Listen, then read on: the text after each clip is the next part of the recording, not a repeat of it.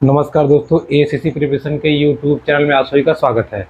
दोस्तों, हम लोग सीटेट दिसंबर 2012 की प्रिपरेशन के लिए उसकी तैयारी के लिए ये ईवीएस अर्थात पर्यावरण की पेडोलॉजी के बारे में अध्ययन कर रहे थे। इसके पश्चात हम लोग एनसीईआरटी से जो क्वेश्चन बनते हैं उसको देखेंगे। ठीक है, मैंने आपको बताया था पहली क्लास में कि पर्यावरण में 15 प्रश्न शिक्षा शास्त्र से और 15 प्रश्न एनसीईआरटी से आती है, जिसमें से हम लोगों ने पेडोलॉजी का अध्ययन शुरू किया है। ठीक है, जिसमें मैंने आपको 2-3 वीडियोस या 2-4 क्लासेस हमने आपको दे दी हैं। तो अगर आपने पिछले क्लासेस को नहीं देखा है, आप उसको ज़रूर देखिएगा। ठीक है, फिर इस वीडियो को भी ज़रूर अपना प्यार और सपोर्ट दीजिएगा। ठीक है, देखिए अब चलिए आज की क्लास की तरफ बढ़ते हैं। मैंने आपको पिछली क्लास में कल पर्यावरण का क्षेत्र और पर्यावरण के महत्व के बारे में समझा दिया था। आज का जो हमारा टॉपिक है वो हमारा आज का टॉपिक है पर्यावरण। आज का हमारा टॉपिक है पर्यावरण का एकीकृत रूप। ठीक है, या इसी को हम नाम देते हैं एकीकृत पर्यावरण।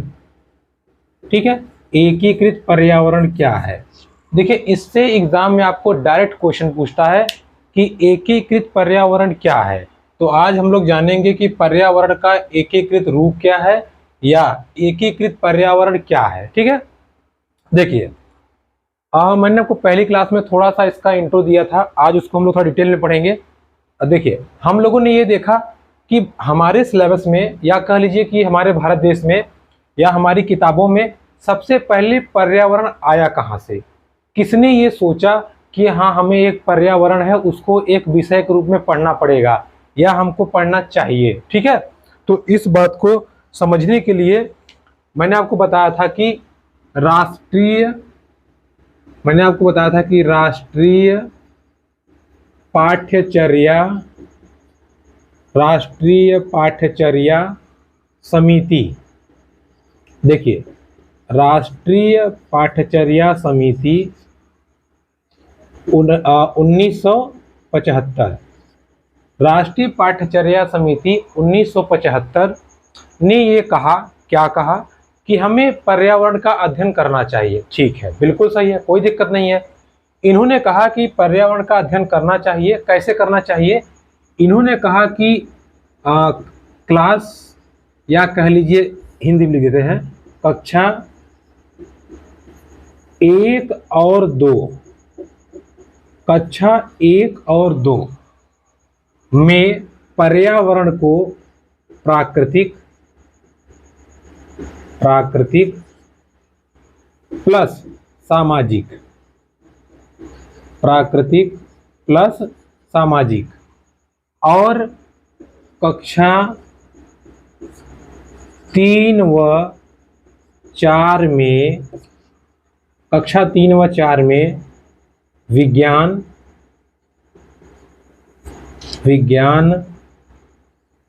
व सामाजिक विज्ञान। ठीक है, राष्ट्रीय पाठ्यचर्या समिति 1975 ने कहा कि हमको पर्यावरण का अध्ययन करना चाहिए। ठीक है, तो सबसे पहले पर्यावरण का जो जिक्र है वो ये राष्ट्रीय पाठ्यचर्या समिति 1975 ने कहा।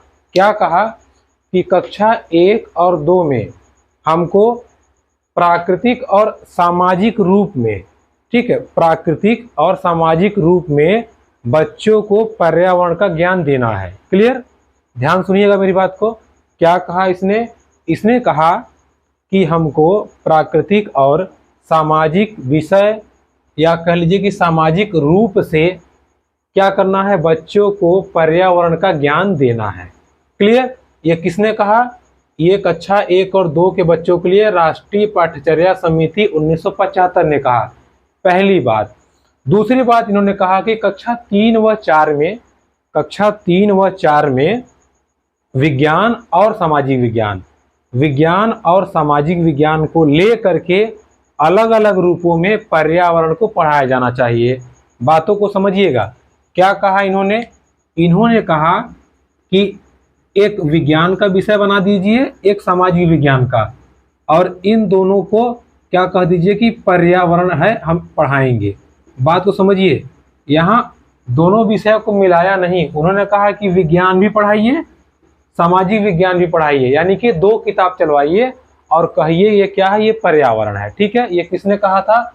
ये राष्ट्रीय पाठ्यचर्या समिति 1975 ने कहा था। क्या कहा था? पहली चीज, कक्षा 1 और 2 में पर्यावरण का अध्ययन प्राकृतिक और सामाजिक दृष्टिकोण से किया जाना चाहिए। दूसरी बात, कक्षा 3 व 4 में विज्ञान और सामाजिक विज्ञान के विषयों को अलग अलग रूपों में पर्यावरण का रूप देकर पढ़ाना जाना चाहिए। ठीक है, यानी कि इन दोनों विषयों को अलग अलग मान करके फिर पर्यावरण का शिक्षण देना चाहिए। किसने कहा था? ये कहा था राष्ट्रीय पाठ्यचर्या समिति 1975 ने। Clear that? अच्छा, फिर देखिए इसके बाद क्या हुआ। इसके जैसे कोई नियम बनता था या कोई समिति बनती थी या कोई पाठ्यक्रम आया तो उस पाठ्यक्रम को लगातार देखा जाता है। जैसे कोई नियम आया, मान लीजिए प्रधानमंत्री जी ने कोई नियम लागू किया, फिर 1 साल 2 साल 3 साल बाद देखते हैं कि ये नियम कारगर है या नहीं। अगर कारगर नहीं है तो उसमें सुधार किया जाता है या उसको बंद कर दिया जाता है। ठीक है, तो जब ये बना, इसको से देखा जाने लगा, तो समय समय पे लोगों को लग रहा था कि कहीं ये गड़बड़ तो नहीं है, कुछ दिक्कत तो नहीं है। तो इसके लिए जब हमारी राष्ट्रीय शिक्षा नीति आई, राष्ट्रीय शिक्षा नीति कब आई? राष्ट्रीय शिक्षा नीति, देखिए जब राष्ट्रीय शिक्षा नीति 1986 आई तो इसने क्या कहा? इसने कहा हाँ बिल्कुल सही, जो इन्होंने कहा है ये सही है। यानी कि राष्ट्रीय शिक्षा नीति ने 1975 के कार्यों को बिल्कुल मान लिया, कहा हाँ तुम बिल्कुल सही हो, कोई दिक्कत नहीं है, ऐसे चलने दो। क्लियर है? अच्छा, 2 साल बाद फिर क्या बना? एक राष्ट्रीय समिति बनाई गई, राष्ट्रीय समिति 1988। इसने भी क्या कहा? हाँ ये नियम बिल्कुल सही है। अर्थात 1975, 1986 और 1988 3 नियम बने या 3 समितियां बनी जिन्होंने इस नियम को पूर्णतः अपना सपोर्ट दे दिया, समर्थन दे दिया। ठीक है, समर्थन मतलब जैसे मान लीजिए अगर 2 लोग चुनाव लड़ रहे हैं तो उसमें से अगर एक व्यक्ति कहते मैं आपका सपोर्ट करता हूं, अर्थात जो मेरे वोटर्स हैं आप ले लीजिए, मैं आपको सपोर्ट करता हूं, मैं चुनाव नहीं लड़ूंगा, तो वही चीज इन लोगों ने कह दिया। इन्होंने क्या कहा कि हम कोई नया नियम कानून नहीं बनाएंगे, आप जो कह रहे हो वो सत्य है, वही बात इन्होंने कह दी। ठीक है, अर्थात आपसे एग्जाम में क्वेश्चन पूछता है कि राष्ट्रीय पाठ्यचर्या समिति 1975, राष्ट्रीय पाठ्यचर्या समिति 1975 ने पर्यावरण के लिए जो पाठ्यक्रम निर्धारित किया था उसका समर्थन किस समिति ने किया? तो आपको 3-4 ऑप्शन रहेगा, उसमें से 1986 भी रहेगा, तो आप आराम से 1986 मार सकते हो। या आपसे कहेगा कौन सी राष्ट्रीय शिक्षा नीति ने ये 1975 में पर्यावरण के पाठ्यक्रम को समर्थन दिया? तो राष्ट्रीय शिक्षा नीति 1986 ने। क्लियर है? और उसके बाद में राष्ट्रीय समिति 1988 ने। क्लियर? अच्छा, इतनी बात होने के बाद में इसको आप नोट डाउन कर लीजिएगा या स्क्रीनशॉट लीजिएगा। ठीक है, देखिए इतना सब होने के बाद में फिर भी कहीं ना कहीं लोगों को लग रहा था कि कहीं हो सकता है इन दोनों से भी गड़बड़ हो गया हो, या समय समय पे इसकी जांच पड़ताल हो रही थी। अभी हम आपको वो भी बताएंगे कि जांच पड़ताल क्यों हो रही थी। ठीक है, वो रीजन से सब बताएंगे। अच्छा, तो ऐसे चलता रहा। कुछ समय बाद क्या हुआ? देखिए कुछ समय बाद, इसको ध्यान रखे रहिएगा, ठीक है, क्योंकि आगे भी इसकी जरूरत पड़ेगी। कुछ समय बाद हुआ क्या? हमारा आया एनसीएफ यानी कि राष्ट्रीय पाठ्यचर्या की रूपरेखा, राष्ट्रीय पाठ्यचर्या की रूपरेखा 2000। क्या आया? राष्ट्रीय पाठ्यचर्या की रूपरेखा 2000, ध्यान से बात को समझिएगा। इन्होंने क्या कहा था 1975 वाले ने? इन्होंने कहा था, ध्यान समझिएगा, इन्होंने कहा था कि कक्षा 1 व 2 में प्राकृतिक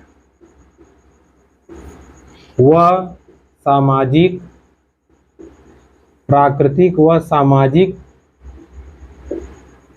के रूप में पर्यावरण को बताया जाए।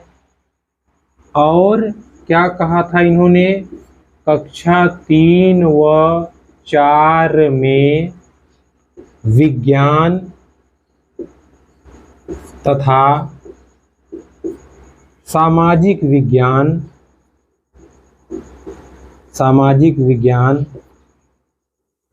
के अलग अलग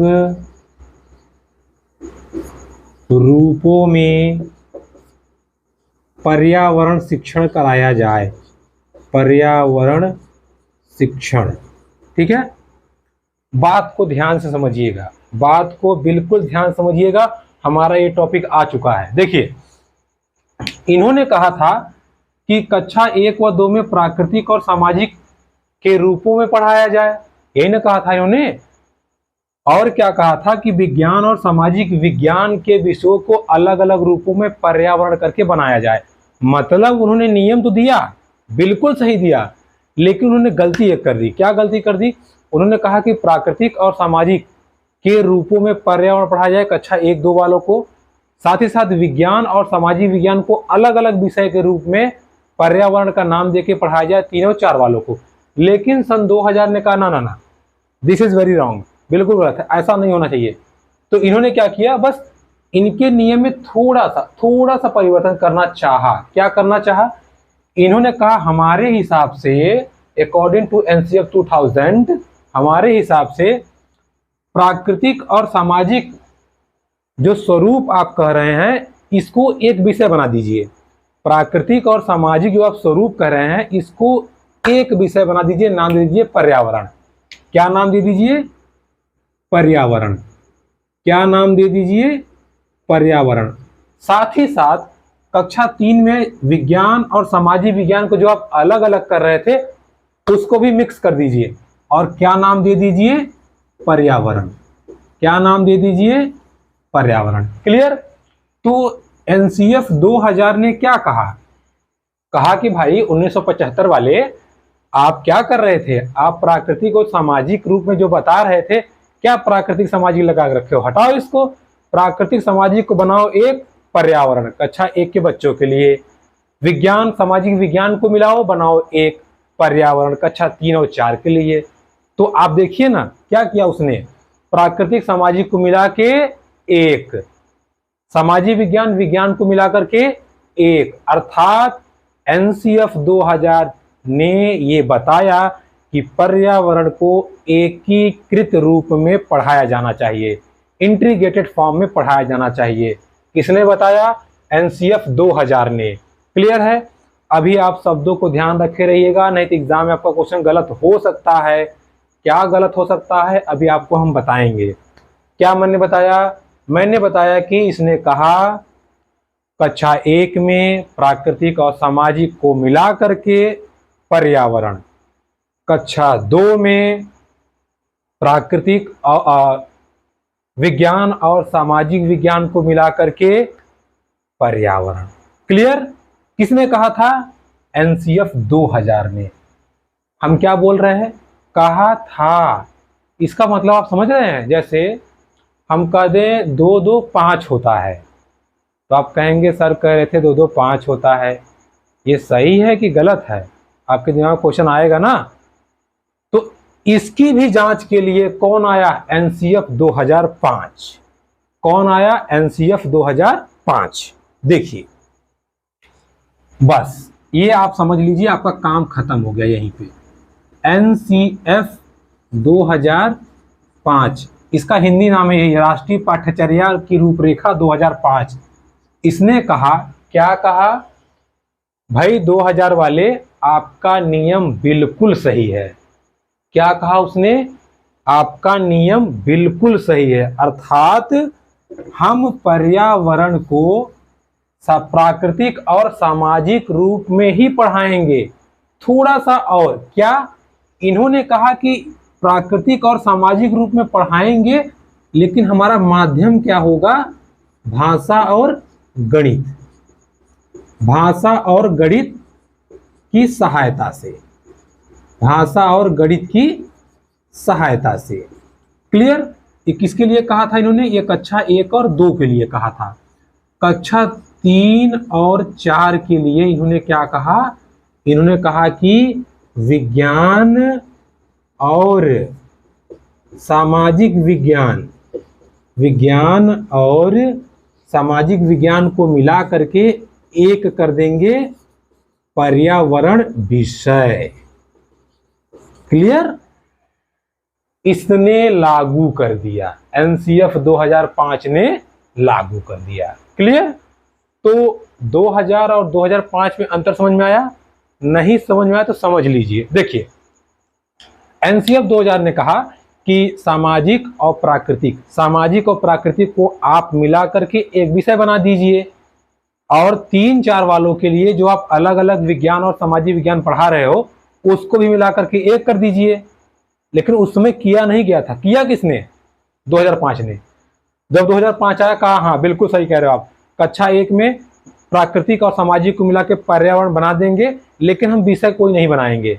क्या करेंगे? बच्चों को हिंदी के कहानियों के माध्यम से, गणित में कुछ मोरल वैल्यूज के माध्यम से, संख्याओं के आदान प्रदान से, लेन देन से, सामाजिक समन्वय से, ये सब बना करके भाषा और गणित, भाषा और गणित के माध्यम से ही पर्यावरण पढ़ाएंगे, यानी कि कोई अलग विषय नहीं बनाएंगे। क्लियर? तो कक्षा 1 और 2 की किताब में आप उत्तर प्रदेश की बुक देख लीजिए, कक्षा 1 और 2 की किताबों में कहीं भी आपको पर्यावरण का जिक्र नहीं है। लेकिन जब आप उनकी कहानियों को पढ़ेंगे तो उसमें शिक्षा मिलती है कि हमें ये नहीं करना चाहिए, दूसरों को दुख नहीं देना चाहिए, घोंसला नहीं तोड़ना चाहिए, ये नहीं करना चाहिए, तो वो पर्यावरण का ही रूप है। क्लियर? बहुत बार आपने कहानी पढ़ा होगा लेकिन कभी आपने ध्यान नहीं दिया होगा। अब आप ध्यान दीजिएगा कि कक्षा 1 और 2 की किताबों में जो शिक्षाप्रद कहानियां हैं वो क्यों हैं? वो इसीलिए है कि पर्यावरण का समावेश है उसमें। ओके? तो कक्षा 1 और 2 की किताबों में भाषा और गणित के माध्यम से ही पर्यावरण का अध्ययन कराया जाएगा। ये एनसीएफ 2005 ने क्लियर कर दिया। ओके? साथ ही साथ उसने कहा कि कक्षा 3 और 4 में जो एक विज्ञान की पुस्तक चलती है, एक सामाजिक विज्ञान की पुस्तक चलती है, उसको बंद करो। पहले चलती थी, उसको बंद करके अब दोनों पुस्तकों का समावेश कर दिया गया है। जैसे कक्षा 5 में, अभी आपके घर बच्चे होंगे तो आप देखिएगा, कक्षा 5 में एक पुस्तक चलती है प्रकृति। कौन सी पुस्तक? प्रकृति। आप इसमें जब डिटेल में जाएंगे ना तो आपको इसमें विज्ञान भी मिलेगा, सामाजिक विज्ञान भी मिलेगा, दोनों चीजें आपको इसमें मिल जाएंगी, जिसका नाम है पर्यावरण, या पर्यावरण का ही ये रूप है। ओके? तो एनसीएफ 2005 ने क्या कहा?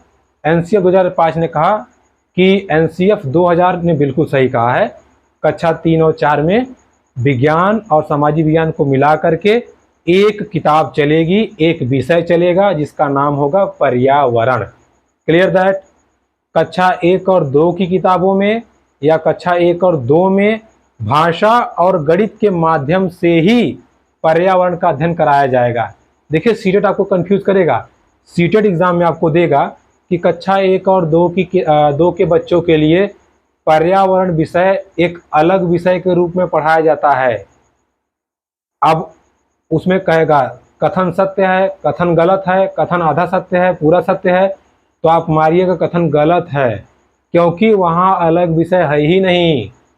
सेंटेंस तो सही ये होगा कि कक्षा 1 और 2 के बच्चों के लिए पर्यावरण का शिक्षण भाषा और गणित के माध्यम से ही किया जाता है। क्लियर है? तो ये बात हो गई एनसीएफ 2005 की।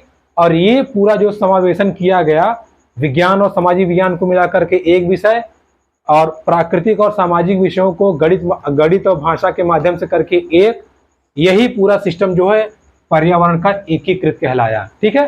तो पर्यावरण का एकीकृत हो गया। अब 2 क्वेश्चन और बनते हैं। पहला क्वेश्चन, पर्यावरण का एकीकरण या पर्यावरण को एकीकृत रूप में किसने बताया, या सबसे पहली बार पर्यावरण को एकीकृत रूप में बनाने की बात किसने कही? तो आपको दोनों ऑप्शन रहेगा, 2000 2005। तो मेरी बातों का आप ध्यान दीजिए, बात किसने कहा था? बात तो भाई इसने कहा था ना, इसने कहा था। जैसे अगर पिताजी घर बनवाना शुरू कर दे, आधा बनवा दे, लेकिन बेटा ढलैया करा दे, कंप्लीट करा दे, तो क्या आप कहेंगे? बनवाया किसने? बेटे ने। शुरुआत किसने किया? पिताजी ने। तो वही हाल यहाँ पर भी है, इसने शुरुआत किया था, इसने जिक्र किया था कि ऐसा करना है, और एनसीएफ 2005 ने उसको क्लीन चिट दे दी, कंफर्म कर दिया कि अब से हमारे यहाँ यही चलेगा। ओके, तो अब आप ध्यान रखे रहिएगा, जब भी क्वेश्चन पूछे, जैसे भी पूछे, इस एक्सप्लेनेशन को आप ध्यान में, दिमाग में रखे रहिएगा कि एकीकरण का ख्याल जो है, या एकीकरण का जो प्रस्ताव है, वो रखा था एनसीएफ 2000 ने, और उसको लागू किया था एनसीएफ 2005 ने। क्लियर है? तो ये देखिए, और यही एनसीएफ हमें 2005 इतना ही पढ़ना है। इसके अतिरिक्त मैंने और कुछ चीजें आपको बता ही दी हैं कि पर्यावरण से बाहरी जुड़ाव कैसे करना है, स्कूल से बाहर कैसे जाना है, अनुभव पे चर्चा, वो हम लोगों ने पिछले क्लासेस में देख लिया है। ठीक है, तो देखिए ये पेडोलॉजी का सेक्शन धीरे धीरे हमारा समाप्ति की ओर चल रहा है। हम आपको केवल रामबाण देंगे, और रामबाण के अलावा हम आपको फालतू बाण नहीं देंगे, जिससे आपका पढ़ाई वेस्ट हो, टाइम वेस्ट हो, और साथ ही साथ आपका मोरल भी डाउन हो। आप ब्रह्मास्त्र लीजिए, सीधा वार कीजिए। ठीक है, तो देखिए ये बात हो गई एकीकृत रूप की। आई होप आपको बेटर तरीके से समझ में आया होगा। अगर नहीं समझ में आया तो आप टेलीग्राम चैनल ज्वाइन कीजिए, आप वहां डायरेक्ट टीएम करके, मैसेज करके हमको सूचित कीजिए, मैं आपको आपकी समस्या का समाधान जरूर बताने का प्रयास करूंगा। ठीक है, टेलीग्राम के लिए आपको कुछ नहीं करना है, सीधा टेलीग्राम चैनल पे जाइए, न्यू ACC प्रिपरेशन आप सर्च कीजिए, आपको मिल जाएगा, और नहीं तो आपको डिस्क्रिप्शन बॉक्स में भी मिल जाएगा। एक चीज आपको और बताना है कि आप लोग शायद, हमें जहां तक लगता है कि सब्सक्राइब आप लोगों ने चैनल तो कर लिया है, लेकिन आपने शायद बेल आइकन नहीं दबाया है। आप बेल आइकन को भी दबा लीजिए। बेल आइकन को दबा लेंगे तो आपको नोटिफिकेशन तुरंत जारी हो जाएगा, आपको समझ में आ जाएगा कि वीडियो कब अपलोड हुआ, क्योंकि अक्सर वीडियो रात में अपलोड होता है तो आपको सूचना नहीं मिल पाती, जिसकी वजह से वीडियो आपका स्किप हो जाता है। ठीक है, तो आप ये काम जरूर कर लीजिएगा। बाकी हम लोग आगे बढ़ते हैं। देखिए, अब पर्यावरण के एकीकृत रूप के या एकीकृत रूप को बताने के बाद में अब जो हमारा अगला स्टेप है, हम उसको देखते हैं। देखिए,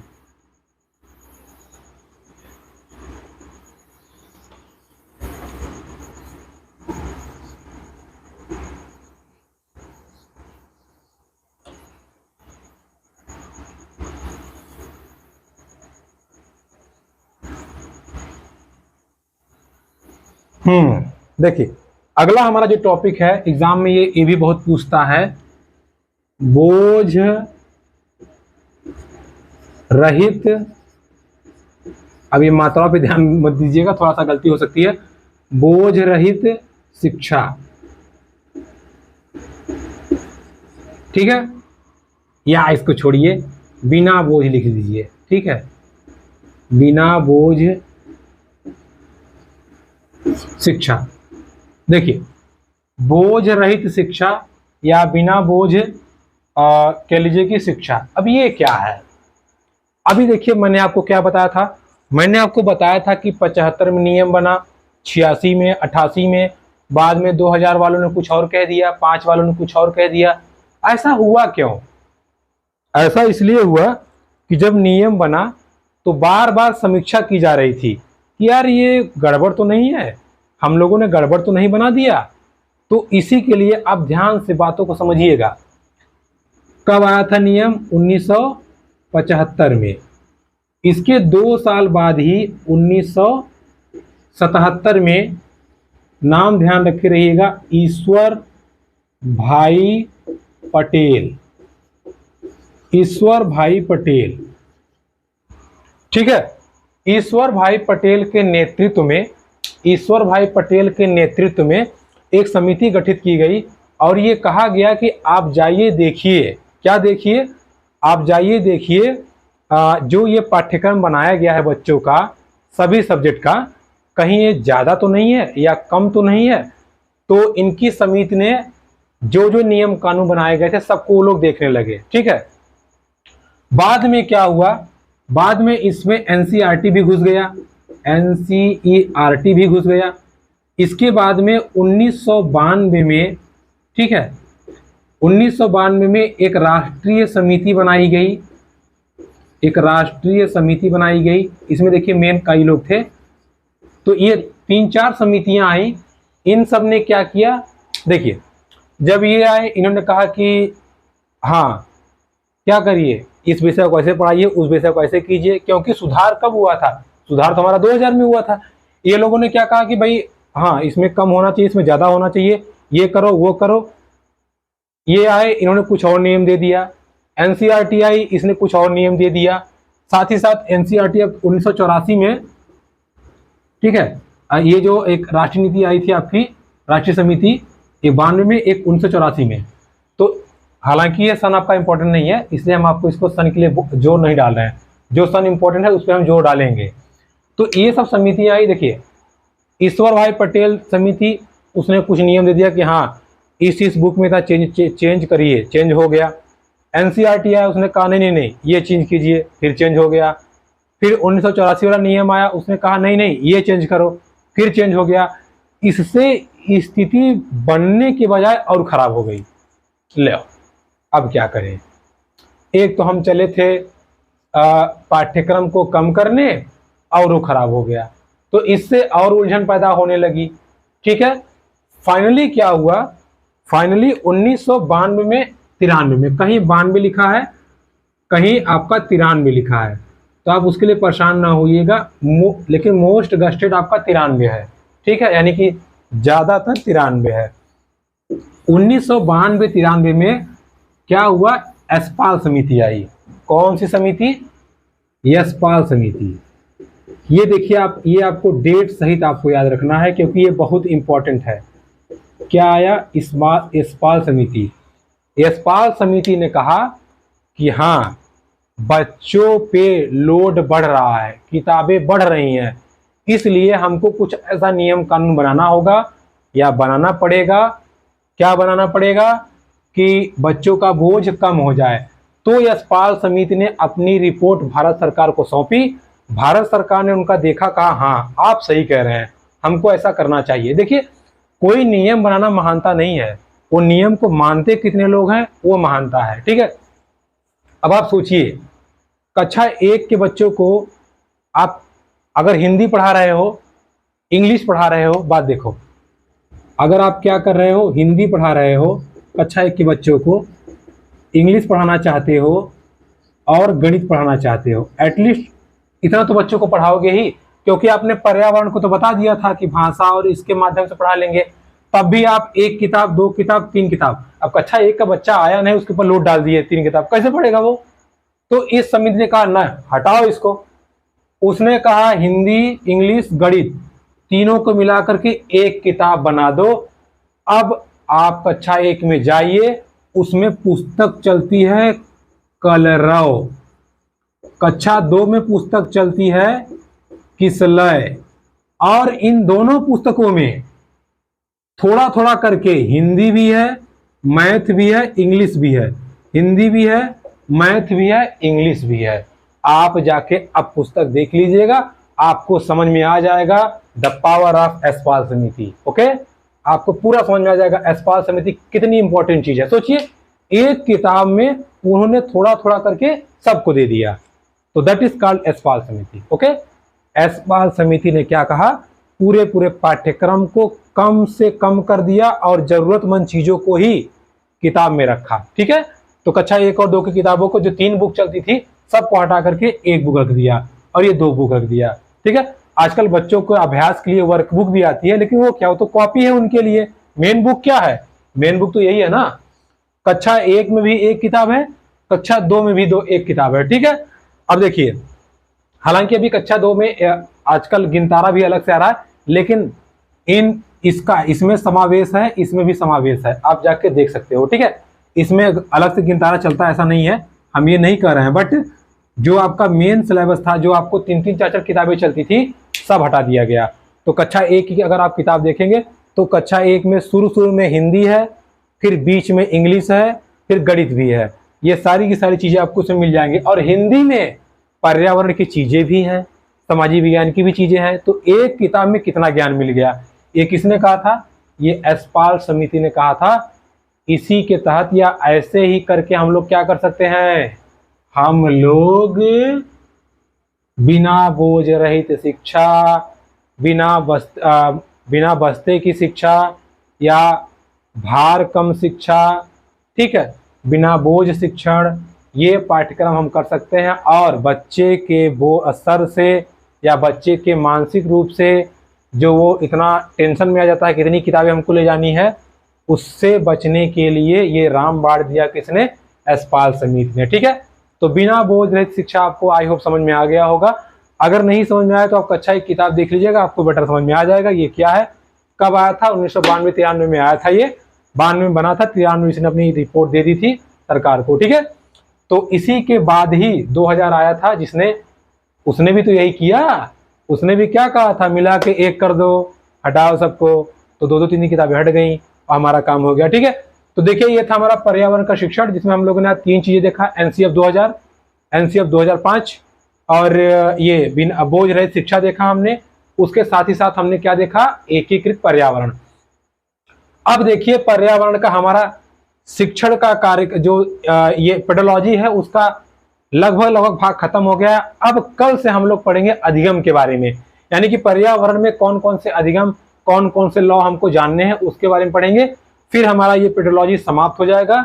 उसके बाद आप साइकोलॉजी का, पेडोलॉजी का ईवीएस सेक्शन में 15 क्वेश्चन आप ट्राई कीजिए। आपसे न बने तो फिर आप हमसे टेलीग्राम पे कांटेक्ट कीजिए। ओके, तो चलिए मिलते हैं आपसे नेक्स्ट वीडियो में। और अगर वीडियो पसंद आई please like, comment and share and subscribe my YouTube channel. धन्यवाद।